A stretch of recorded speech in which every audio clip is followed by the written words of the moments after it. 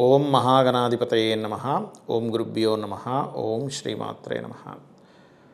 పరమేశ్వర స్వరూపమైనటువంటి జ్యోతిష, వాస్తు మరియు ఇతర అనేకమైనటువంటి శాస్త్రములను మనకు అందించినటువంటి మహర్షులకి నమస్కారం.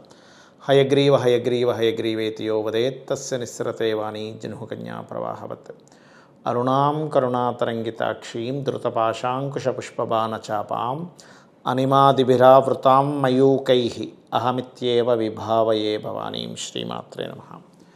ప్రేక్షకులకి ఆ లలితాంబిక అమ్మవారి యొక్క అనుగ్రహం పరిపూర్ణంగా కలగాలన్న స్ఫూర్తి కోరుకుంటూ మనం ఈరోజు మీరు జన్మించినట్టు ఉన్నటువంటి సమయాన్ని బట్టి మీరు ఏ లగ్నం అంటే మీరు జన్మించినప్పుడు ఏ లగ్నం ఉందో లేదా లగ్నం తెలియని వారి రాశి నుంచి మీ జాతకాన్ని మీరే చూసుకునేలాగా, అంటే మీకు ఎదగలేకపోతున్నారు, కారణం ఏమిటి, సంతానం లేదు కారణం ఏంటి, వివాహం అవ్వట్లేదు కారణం ఏంటి, ఏ గ్రహానికి చేసుకోవాలి, అలాగే ఉద్యోగము, వ్యాపారము, ఇన్వెస్ట్మెంట్స్, షేర్ మార్కెట్ అని రకరకాల అంశాలు ఉంటాయి మనకి జీవితంలో.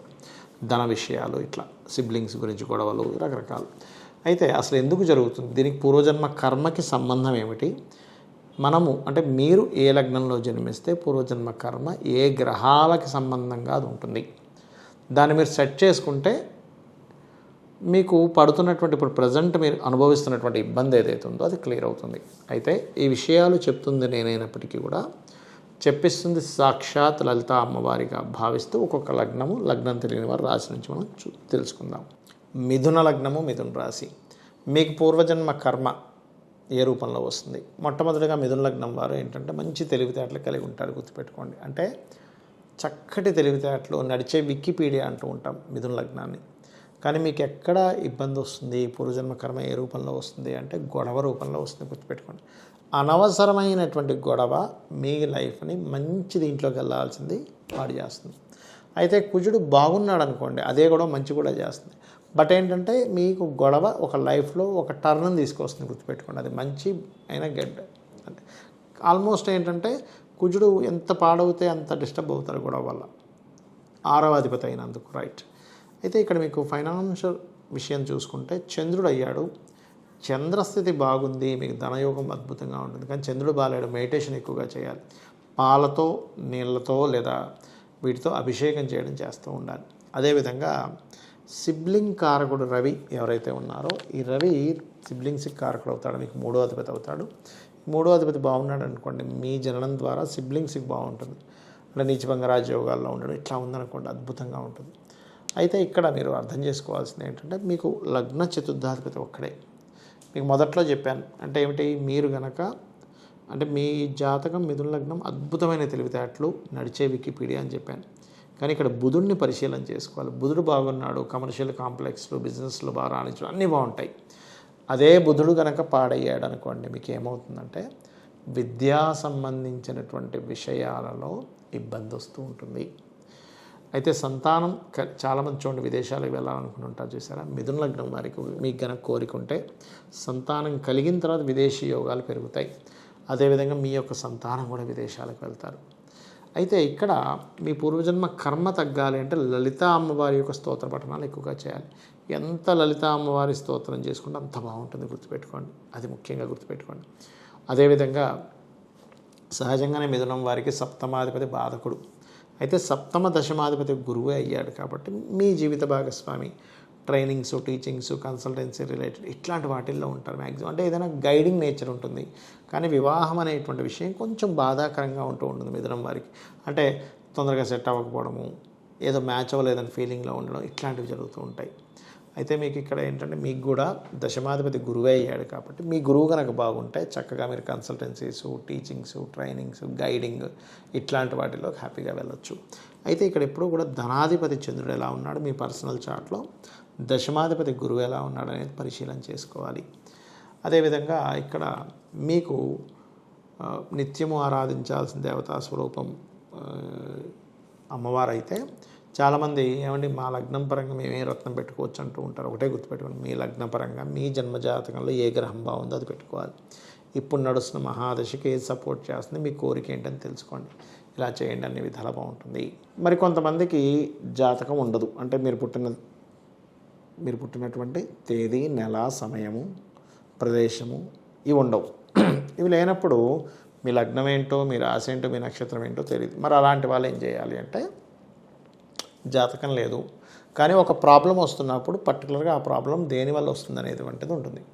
ఉదాహరణకి మీకు ప్రతి దగ్గర అవమానాలు అవుతున్నాయండి. తండ్రితో సరైన సఖ్యత లేదు, సంతానంతో సరైన సఖ్యత లేదు, నాకెప్పుడు ఏదో ఒక అపకీర్తి సంబంధంగా అంటే గుర్తింపు లేదు, గుర్తింపు లేకపోగా నన్ను ఇంకా అవమానాలు ఎక్కువ అవుతున్నాయి అన్నప్పుడు సూర్యుడు ఎక్కడో మీ జన్మజాతకంలో పాడయ్యాడు. అలాంటప్పుడు శని రాహు గ్రహాల దగ్గర దీపారాధన చేస్తూ సూర్య నమస్కారాలు ఎక్కువగా చేస్తూ ఉండాలి, గుర్తుపెట్టుకోండి.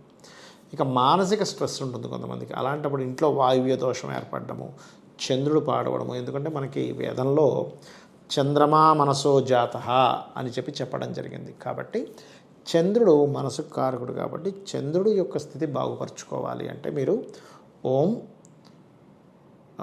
నమశివాయ అనే మంత్రము, లేదా ఓం మనస్వినియే నమః అనే మంత్ర సాధన, లేనట్లయితే ఓం అష్టమీ చంద్ర విభ్రాజ అలిక స్థల శోభితాయే నమః అనే నామస్మరణ చేయండి.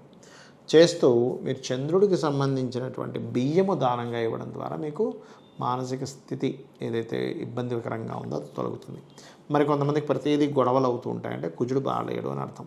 కుజుడు బాగోకపోతే సర్వసాధారణంగా స్త్రీ జాతకంలో ఏమవుతుందంటే అది వివాహం ఆలస్యానికి కూడా దారితీస్తూ ఉంటుంది. సరైన హస్బెండ్ రాక ఇబ్బంది పడడం కూడా జరుగుతుంటుంది. అలాంటప్పుడు కందులు దానంగా ఇవ్వడం, గోవు క్యారెట్స్ తినిపించడం చేస్తూ ఉండాలి.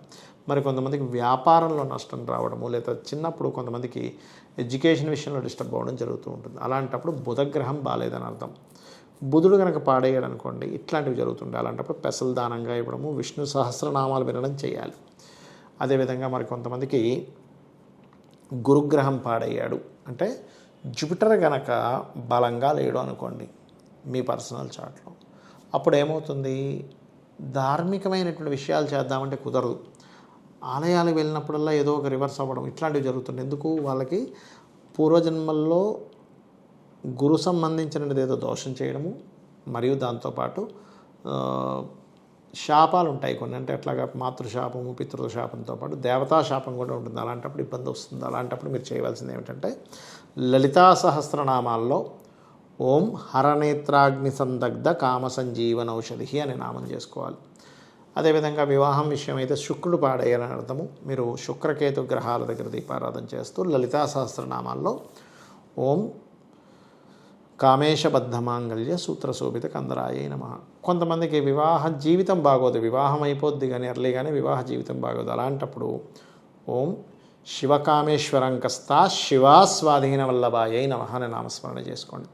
మరి కొంతమందికి ఉద్యోగంలో, ముఖ్యంగా ఉద్యోగంలో సెటిల్ అవ్వలేకపోతుంటారు. అంటే దాని అర్థం ఏమిటంటే వాళ్ళ యొక్క శని భగవానుడి స్థితి బాగాలేడు. పూర్వజన్మలో చేసుకున్న కర్మ శని రూపంలో అక్కడ బాగోలేదు.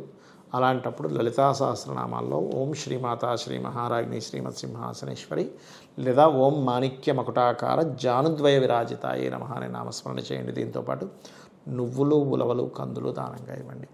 ఇక అనవసరమైన భయాలు పెరుగుతున్నాయండి అని అనుకున్నప్పుడు మాత్రం దుర్గానామాన్ని, మినుములు దానంగా ఇవ్వడము, దుర్గానామస్మరణ ఓం దుమ్ దుర్గాయ నమః అనే నామస్మరణ చేయడము.